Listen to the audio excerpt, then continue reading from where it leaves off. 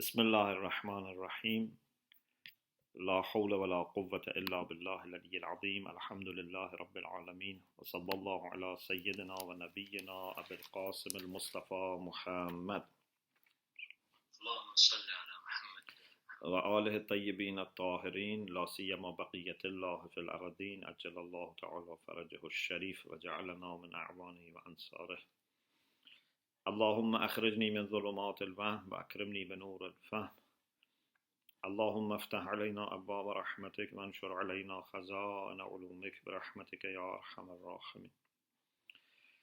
Alhamdulillah, we have tawfiq to start a new lesson on Hadith number 6 from the book 40 Hadith by late Imam Khomeini rahmatullah alayh wa rahmatullah ala jami' ulama'ina al-madin.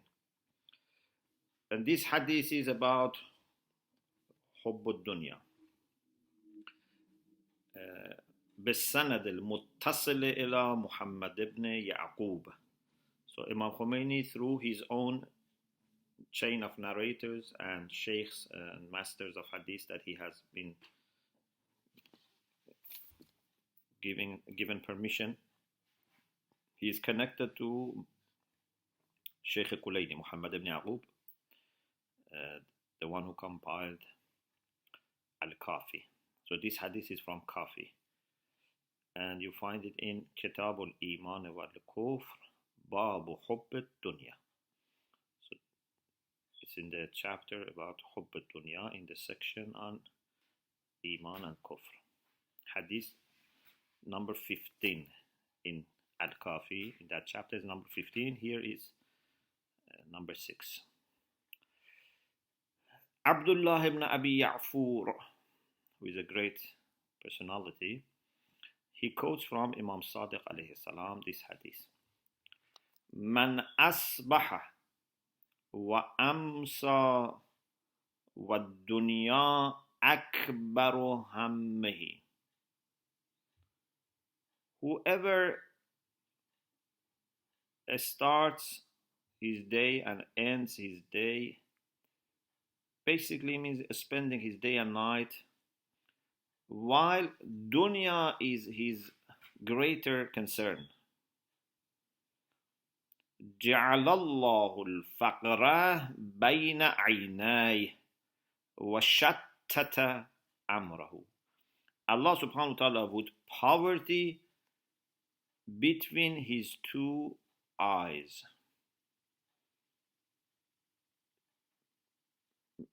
Either in the sense that would make him poor,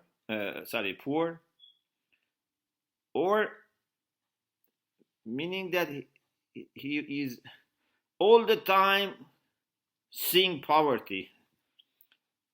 You know, in Arabic, if something is put in front of your eye and you are always seeing, say nasbul ain. So it can mean that Allah would fix poverty and would,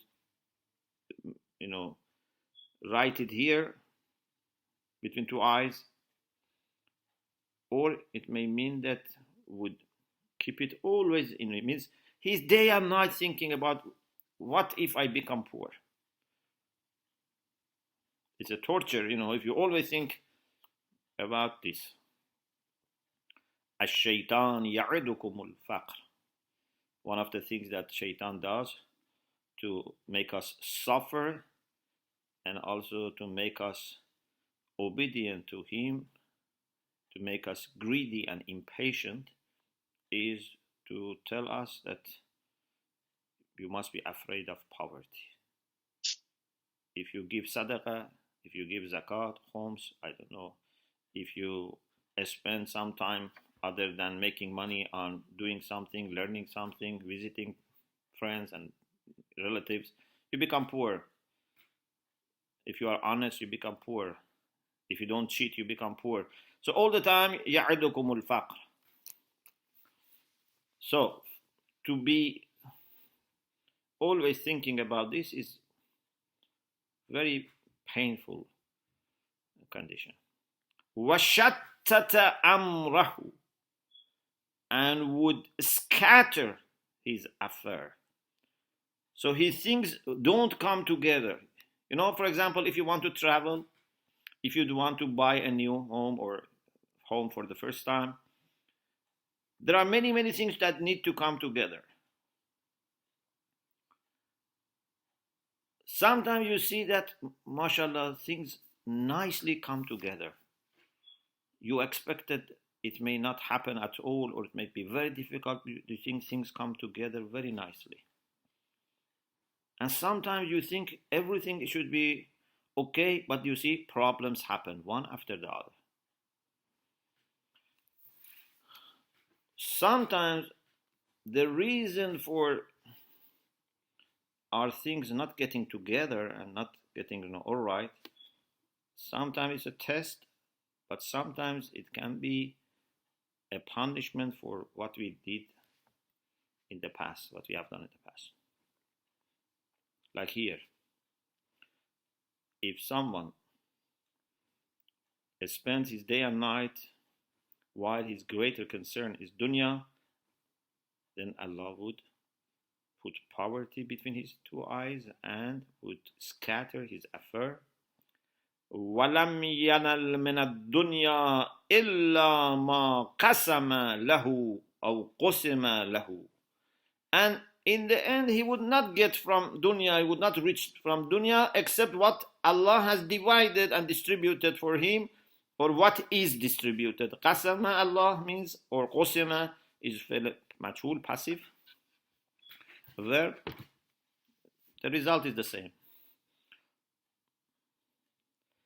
You need to seek halal rizq. You need to seek halal income. But if you are greedy, if you do more, it's not necessarily you get more. And especially these people, they would not get more than what they are supposed to get. In months of Muharram, in this last Muharram, in lectures, we had 2 sessions about rizq. And what does rizq mean, and whether we should seek and look for it or not, and if yes, how much, and this type of things. وَمَنْ أَصْبَحَ وَأَمْسَى وَالْآخِرَةُ أَكْبَرُ هَمِّهِ. But opposite to the first group, whoever starts his day and ends his day, means and goes into night, basically spending his day and night, while وَالْآخِرَةُ أَكْبَرُ هَمِّهِ, the hereafter is greater concern. جَعَلَ اللَّهُ الْغِنَى فِي قَلْبِهِ. Allah would put rich in his heart. It's very beautiful. This is in his heart. وَجَمَعَ لَهُ أَمْرَهُ. And brings his affair together, collects his affairs. So, this is the hadith that Imam Khomeini mentions, and he is very confident about the sanad of this hadith, and now he wants to discuss the meaning and significance of this hadith. So he's selected, and he wants to have a discussion about HUBB al-DUNYA based on this hadith. So now let's see what is HUBB al-DUNYA. So the first chapter is about Allama Majlisi, rahmatullah alayhi, Muhammad Baqir al-Majlisi. You know, we have 2 famous Majlisi. One is the father, Muhammad Taqi. One is the son, Muhammad Baqir. Both of them were great scholars. They have books. The one that is famous for compiling Bihar al-Anwar is Muhammad Baqir al-Majlisi. And he has many other books like Mir'atul Uqul and Zadul Ma'ad and many. So Allama Majlisi, and Imam Khomeini mentions his name with great respect, because unfortunately there were some people outside Hawzas, and maybe even some junior people in Hosea, but normally it's not common in Hosea. But some people outside, they have been criticizing Allama Majlisi, and for different reasons. I don't want to go into that discussion. Imam Khomeini says, Janab Muhaqqiq Khabir wa Muhaddis bi Nazir Maulana Majlisi. His eminence, great scholar and unique scholar of Hadith, our Sheikh, our Mawla here means Sheikh or Master, Majlisi, he says that according to his understanding of all verses and hadith about dunya, Allama Majlisi is sharing with us his understanding about all ayat and hadith about dunya. He says, dunya, which is blamed, which is mazmoom, is anything that stops us from obeying Allah subhanahu wa ta'ala, loving Him, and working for akhirah. Anything that is an obstacle for obedience and love for Allah and working for akhirah, this is dunya. Even it can be some things that make good nice, like some riyazat, some difficult exercises that some people may do for a spiritual, success, but which have no root and basis in revelation or sunnah, or something that they may do to show off, even if it is ibadah. So the dunya, which is blamed, is anything that stops you from obedience. It can be excessive love for, money, it can be love, negative love for position, whatever, but it can also be things that in themselves might be okay, but you do it with not sincere intention, or you do them in excess and things like this. Anything that is an obstacle. And akhirat, in contrast, is anything that would lead to gaining pleasure of Allah, to please Allah, to be near Allah. Even it can be business, it can be trade, it can be farming, it can be industry, it can be driving, it can be baking. If you do it in order to gain halal rizq for yourself and your family, or to do charity work, to give to poor people, you don't want to ask people for help, you want to be independent, this is akhirah. This is not dunya. And then he quotes from one of ulama, Allah Majlisi quotes from one of ulama, that in Mir'atul Uqud, which is commentary on Usul Kafi and Al-Kafi, he says, one of ulama says, dunya is before akhirah. So whatever comes to you before death is dunya. Any pleasure in dunya, anything that you enjoy in dunya, like pleasure from eating, drinking, position, fame, this type of thing is dunya.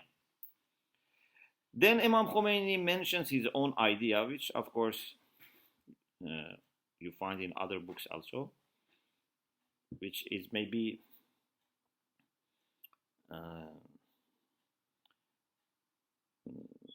very meaningful and makes lots of sense, and I'm sure you have heard it also before.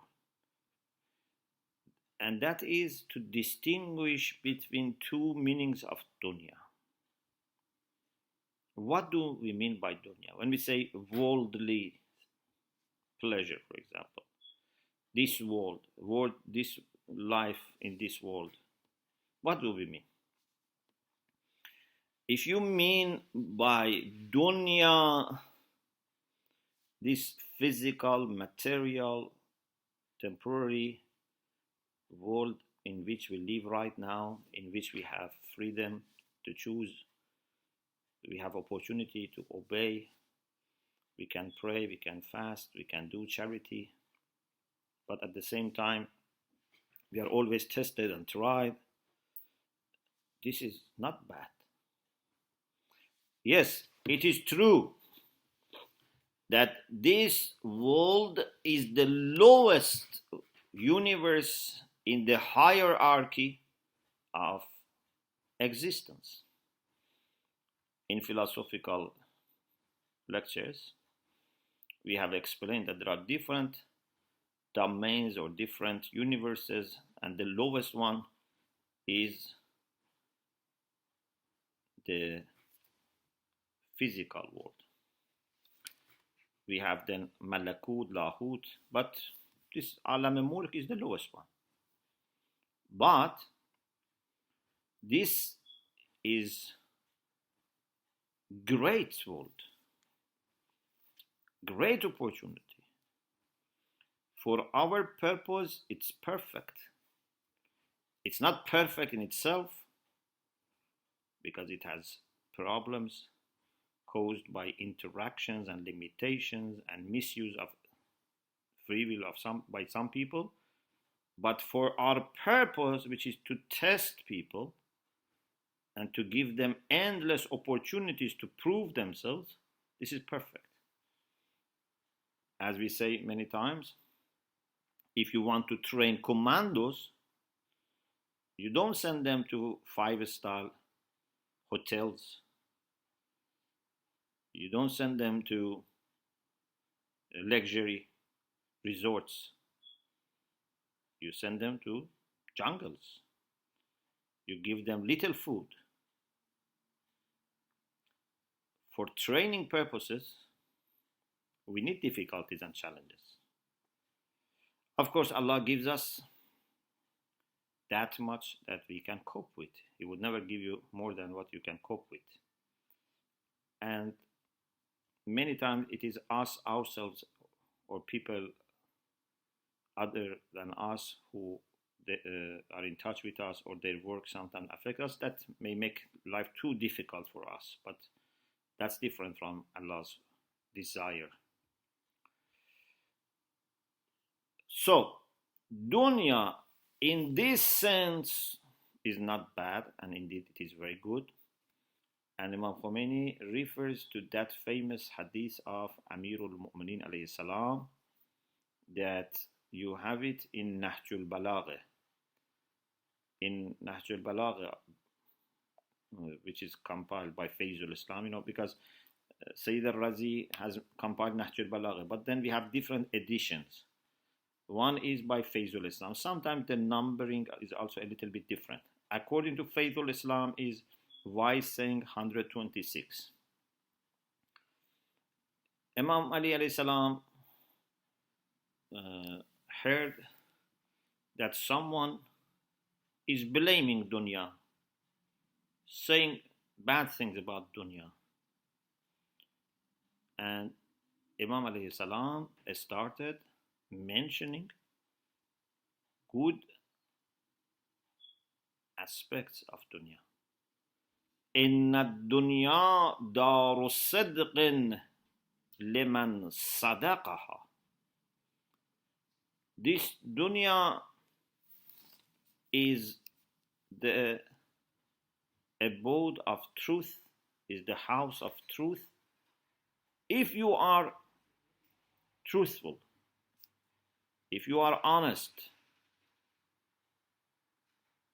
Dunya would not deceive you if you don't try to deceive yourself or other people.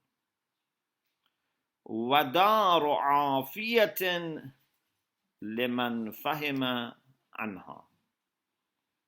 And it is also the place in which you can have what you want, a reasonable, decent life, if you have proper understanding of dunya. وَدَارُ غِنَى لِمَنْ تَزَوَّدَ مِنْهَا. And if you collect your provision from it, it's the house of becoming rich. وَدَارُ مَوْعِظَةٍ لِمَنْ اتَّعَذَ بِهَا. And it is the place that you can learn lessons if you are a person who takes lessons. Masjidu ahibba illah. This is the place of sajda, ibadah, worship for lovers of Allah. Wa musalla malaikatillah. This is where the angels of Allah send their salutations, they send their salawat. Inna Allah wa malaikatahu yusalluna ala nabi. So these salutations that they send, it is happening in dunya. Wa mahbatu wahyillah. Revelation of Allah also descends in dunya, comes to the prophets in dunya. Wa matjaru awliya illah. It's the place of trade and business.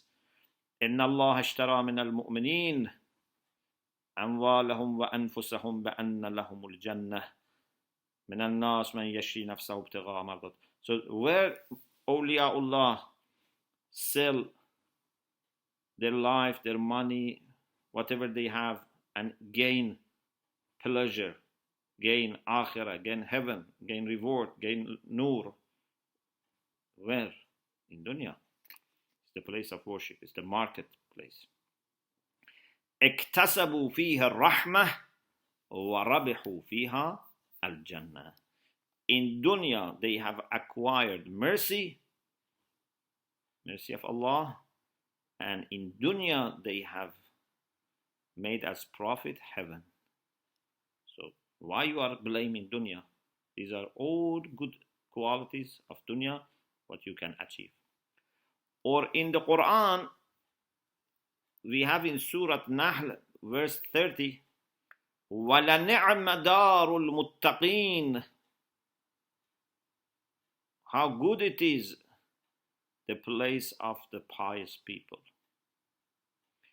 According to a hadith from Imam Baqir alayhi salam, which is narrated in Tafsir Ayashi, which is a hadith-based tafsir, Imam alayhi salam said, this لَنِعْمَ دَارُ الْمُتَّقِينَ قَالَ الدُّنْيَا. Darul Muttaqin is dunya. It doesn't mean heaven here. So this is a great world. But what is blamed when we say dunya in a negative sense?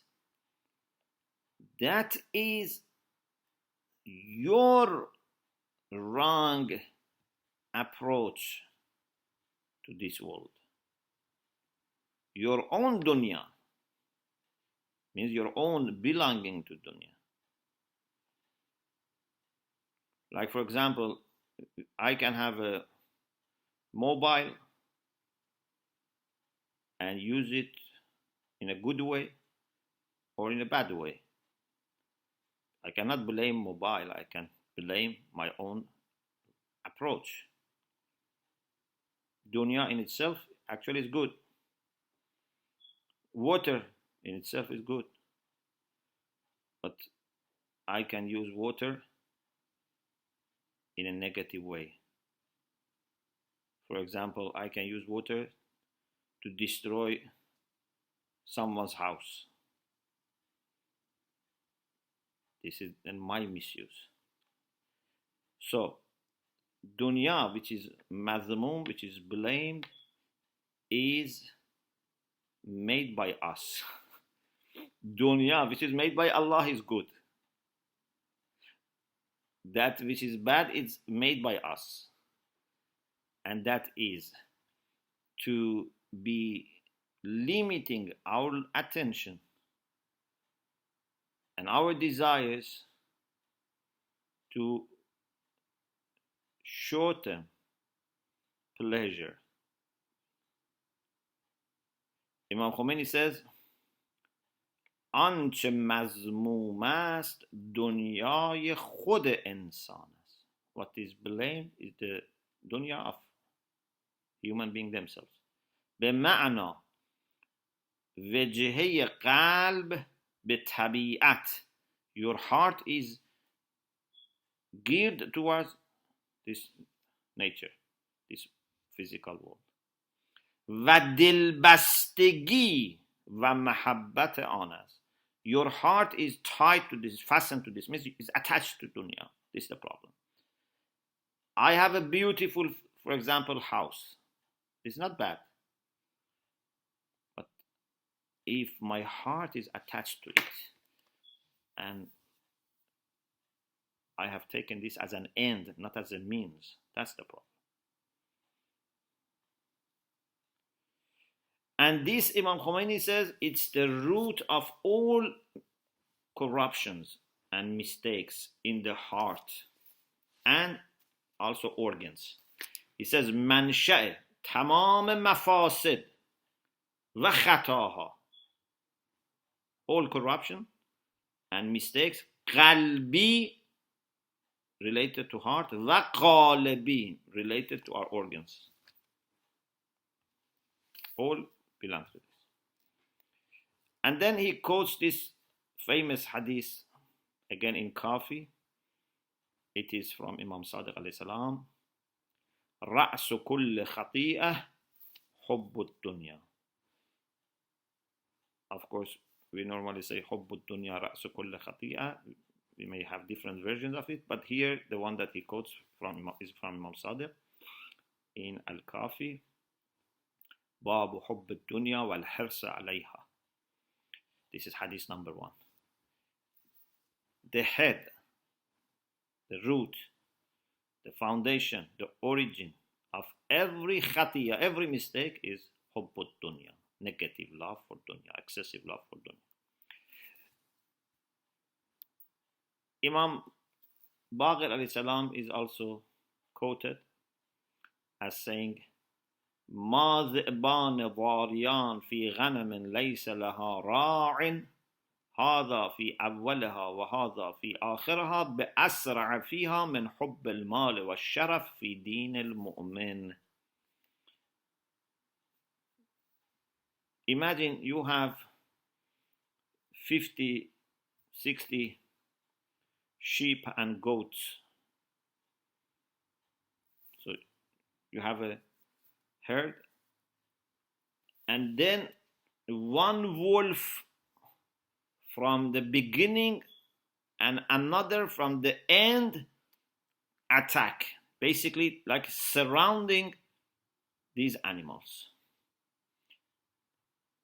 And you know, wolf is said, I have not seen myself, but it's commonly said, that wolf has the characteristic that doesn't kill as much it needs. You know, some animals, when they are hungry, they kill one animal, they eat, and normally they cannot finish, and other animals eat. If it is not enough for them, for example, is a big bear and the one fish, okay, they then finish, they take another fish. But wolf just attacks and leaves and attacks another one, because it seems that they are very greedy. They say, okay, now that there are plenty, let's attack them and kill them or make them injured so that they cannot go away, and then later we come and eat all of them. Of course, they cannot eat all of them. So this is greediness.